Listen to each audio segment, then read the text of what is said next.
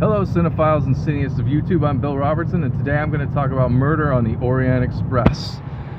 It was date night, and I got taken out on a date by my girlfriend Talia.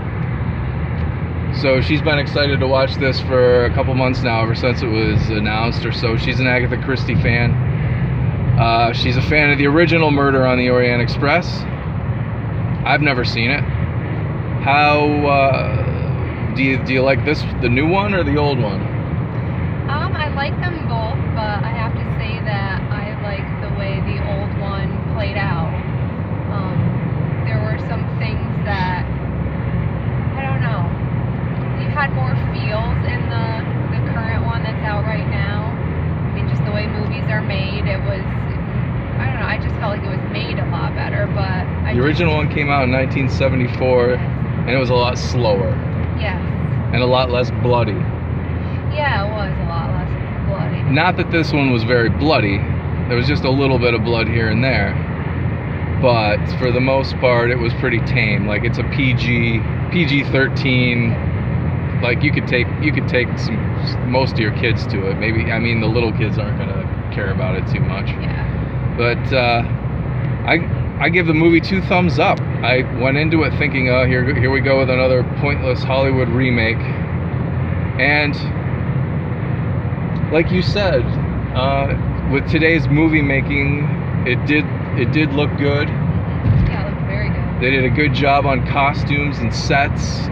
Even the CGI of like the cities that it's the movie started in the Middle East someplace, in an old city.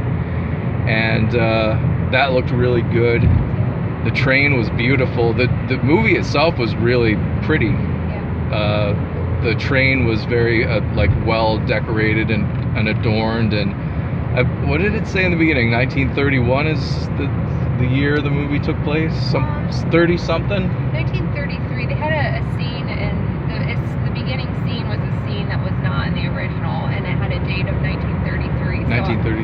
I don't know if that was that year continued throughout.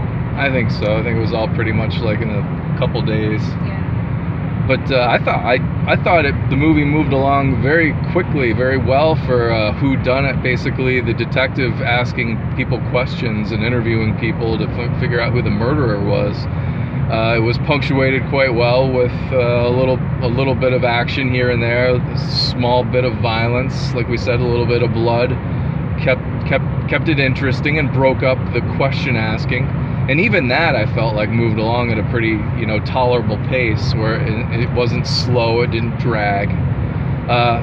My biggest thing was I realized at the end of the movie that not only is Kenneth Branagh the star playing Hercule Poirot,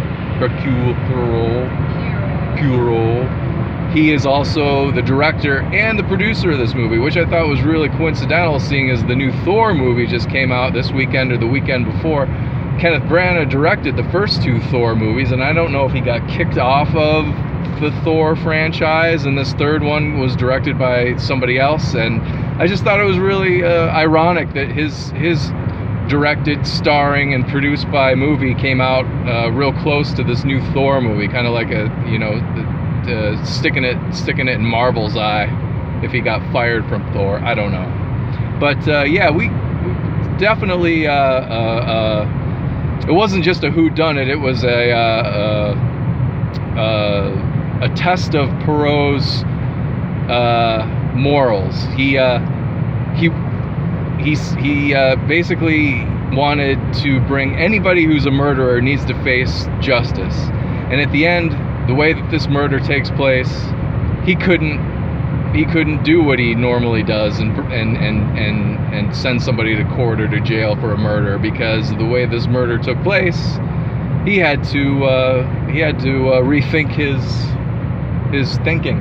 Yes, he had to determine what the outcome would be. It was like a matter of the heart. A matter of the heart. Yes. That's true. He had to let some things go. But I definitely think it's trying to set up for possible sequels if this one does good enough. And the audience, there wasn't a whole lot of people in the audience today at the theater. There was, mostly people my age or older, I think. This is like middle age and older. I'm 43, so there was a lot of people that were older there. But like I said, the theater was maybe a quarter full, and today is the second day. It opened last night or whatever, so I don't know. We'll see. We'll see what the box office report reads after the weekend's over. That'll probably indicate if there will be a sequel or not. So I would like to see another one. Me too. It was good. Yeah. All right. Well, that's 2 thumbs up on how many thumbs do you give it? Put yours above. Oh, is that two thumbs up? 2 thumbs up from us, Talia and Bill. And we'll see you next time if there's another date night movie. Take care.